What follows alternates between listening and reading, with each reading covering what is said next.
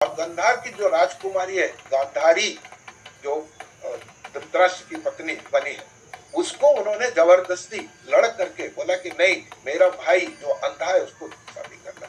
तो उसमें भी उस समय मंगल ग्रह वगैरह का प्रकोप बताए, तो उन्होंने कहा कि नहीं, ये लड़की को ये होगी तो शादी होगा तो हस्बैंड मर जाएगा।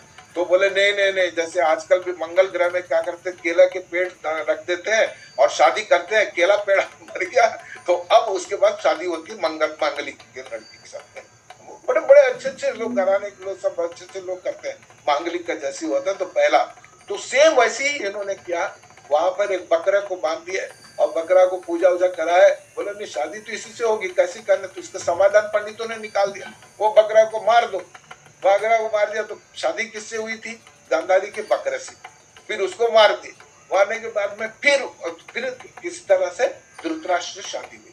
धृतराष्ट्र शादी हुआ तो उसको अंदर आत्मग्लानि हो गया, अरे आत्मा इतनी खूबसूरत हो, सब कुछ होते हुए भी एक अंधे को मुझे दे दिया, तो मुझे क्या देखना है दुनिया के अंदर। उन्होंने फिर पट्टी बांध लिया। तो ये शक्ति फिर कैसी मिलती है, जैसे आप देखिएगा, अगर कोई अंधा हो, कोई लंगड़ा हो, काना हो, गूंगा हो, कान वाला हो, उसका भगवान ने एक अलग इंटेलिजेंस, क्योंकि इंटेलिजेंस तो आपको दिया है। अब पांचों ज्ञानेंद्रिय में एक ज्ञानेंद्रिय बंद है, मान लीजिए वो बोल नहीं सकता, ज्ञानेंद्रिय बंद है, तो बाकी चार जो है तेज हो जाते हैं, क्योंकि तेज तो उतना ही है, तो डिस्ट्रीब्यूट हो जाता है। इसलिए आपने देखा होगा, अंधा बिल्कुल ऐसे टच करता है, वो टचिंग में इतना अधिक हम लोग नहीं पहचान पाएंगे, वो तुरंत बता देता है कि क्या है, ये एक्स्ट्रा क्वालिटी में। उसी प्रकार इन्होंने बोला कि नहीं, मेरे को आप देखना नहीं दुनिया के अंदर में। फिर उन्होंने किया और उनके बाद फिर 100 पुत्र दिया। वो भी बताते हैं कि वेद व्यास जी आकर के उनको आशीर्वाद दिए, तब जाकर के हुआ। तो एक बहुत कहानी बताते हैं उसमें 101, तो सभी का नाम जो है उन्होंने तू से रखा, मतलब तुष्ट, तू मतलब तुष्ट, तू। आज तक अपने आप किसी को तू से नाम नहीं रखा। हाँ, सिर्फ एक हुआ था, एक दुर्गा, दुर्गा माता, दुर्गुणों को नाश करने वाली दुर्गा, और एक दुष्यंत, जो जिसका दुष्टों का अंत करने वाला दुष्यंत। ये दो ही नाम आपने सुना होगा, कोई बाकी तू से कोई नाम नहीं लेता। वो 100 बच्चों के नाम दिया उन्होंने। वही दुर्योधन, जो तर्क धन का उपयोग दुरुपयोग करे, तो शासन का दुरुपयोग दुशासन, ऐसे करके लास्ट में एक लड़की भी है उनके यहाँ, तो उसको बोलते हैं दुशाल, दुशाली। मतलब दुशाली मतलब जो शील मतलब चरित्र, जिसका चरित्र खराब है उसका नाम है दुशाली। तो उसको रखा गया क्योंकि वो मनुष्य जाति से विपरीत दुष्ट स्वभाव की हो गई, तो वैसे ही उसको दुशाली रखा गया। और पांचों पांडवों का अलग नाम रखे। अब यहाँ पर गांधारी का मैं ये बताना चाहता था कि आंखें बंद कर ली, और उसके बाद आज का परिप्रेक्ष्य में क्या मतलब हुआ गांधारी का। आज हमारे समाज में गांधारी कितने लोग हैं, कल्पना नहीं कर सकते। गांधारी कौन, जो धृतराष्ट्र, जो अंधा बन करके पूरा एक लालच में, एक मोह में, एक अहंकार में पूरा युद्ध करा दिया था, उनकी पत्नी कौन है, गांधारी। उसने आंखें पट्टी क्यों बांधी। और आज भी कई लेडीज जो है, उनका पति के बुरे कारनामों को इतना अधिक होता है कि आंखों में पट्टी बांध लिए। आंखें पट्टी बांधने की जरूरत नहीं है, मतलब बोलती मैं क्या करूं भाई, वो तो अपना काम करे, अब शराबी है, कबाड़ी है, जो भी कर रहा है वो जाए, उसका जाए, और आंखें बंद कर लेती है। तो बोलते हैं कि गांधारी यही है, यही चीज उन्होंने बताया कि आगे जाकर के बहुत लोग जो है मैक्सिमम क्वांटिटी में इसी तरह से धृतराष्ट्र निकलेंगे, और गांधारी भी बन जाएगी, तो और गांधारी बनेगी। इससे हमको क्या सबक सीख रहा कि भाई हमको आंखें पट्टी बांधना नहीं चाहिए था। गांधारी को नहीं बात, उसको सही दिशा में क्या हो रहा, दुर्योधन क्या कर रहा है, ये क्या कर रहा है, ये सब बताना था। उसने बोला नहीं, मेरे को कोई मतलब नहीं। जब मेरे साथ अन्याय हुआ, जबरदस्ती शादी किया, तो मैं भी ऐसी बदला। उसी का भाई शकुनी, वो भी प्रण करता है कि मेरे बहन के साथ में इतना अन्याय हुआ तो इनका कुल नाश करूंगा। कौरवों को नाश करने के लिए हुआ, और उन्हीं के बीच में जाकर के आज समाज में वैसे ही हो रहा सेम, बारीकी से देखा जाए तो कुल मिला के गांधारी के बारे में बताया।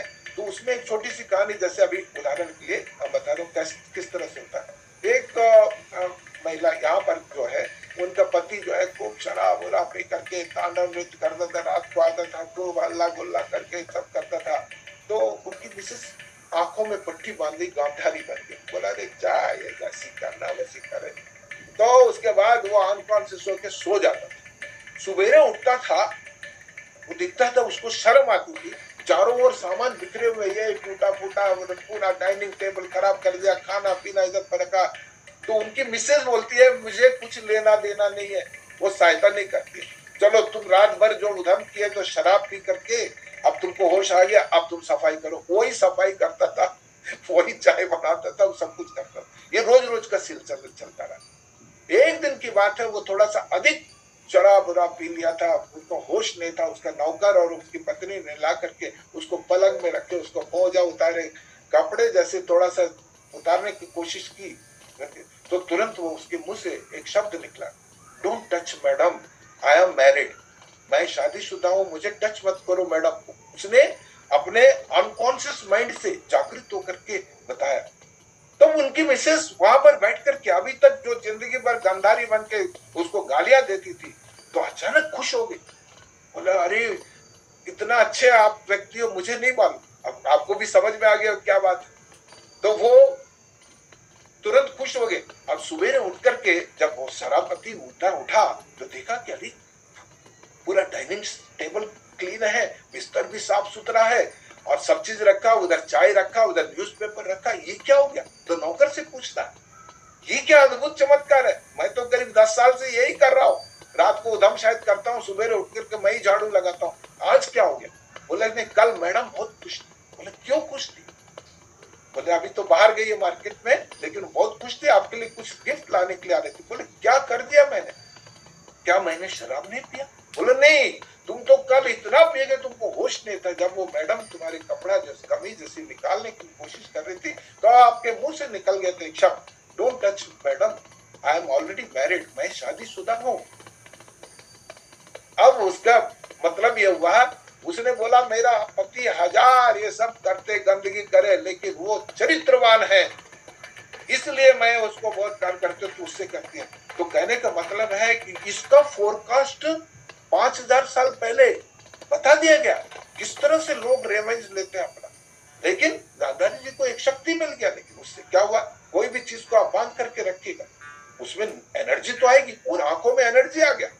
और बताते हैं कि वो शिव भगवान की तपस्या करती थी, तो उन्होंने एक वरदान दिया, जब भी तुम अपने नेत्र खोलोगे, आंखें खोलोगे, तो सामने जो भी रहेगा बॉडी वो वज्र हो जाएगा, उसको कोई मार नहीं सकते। तब उन्होंने फिर दुर्योधन को वो बोले कि बेटा अब तो लास्ट आ गया, तुम ही बचे हो, अब तुम्हारे लिए मैं अपना सभी सर्वस्व देना चाहती हूँ, तुम मेरे सामने खड़े हो जाओ। लेकिन कृष्ण भगवान चालाकी से उनको बोल दिया, क्या तुम अपनी माँ के सामने इतने बड़े जवान होके जा रहे हो, घास फूस पत्तियां बांध करके जाओ, अदरवाइज तुम कितना खराब आदमी हो।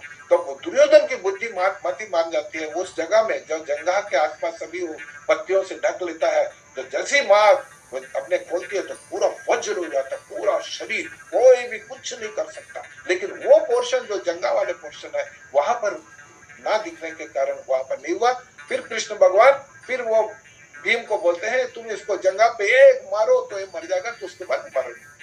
कहने का मतलब है यहाँ पर गांधारी जो अफगानिस्तान, अभी आज बोल रहे हैं हम अफगानिस्तान, वो अफगानिस्तान, ये पूरा भारत देश हमारा था। ये अवेयरनेस वो गीता में दिया हुआ,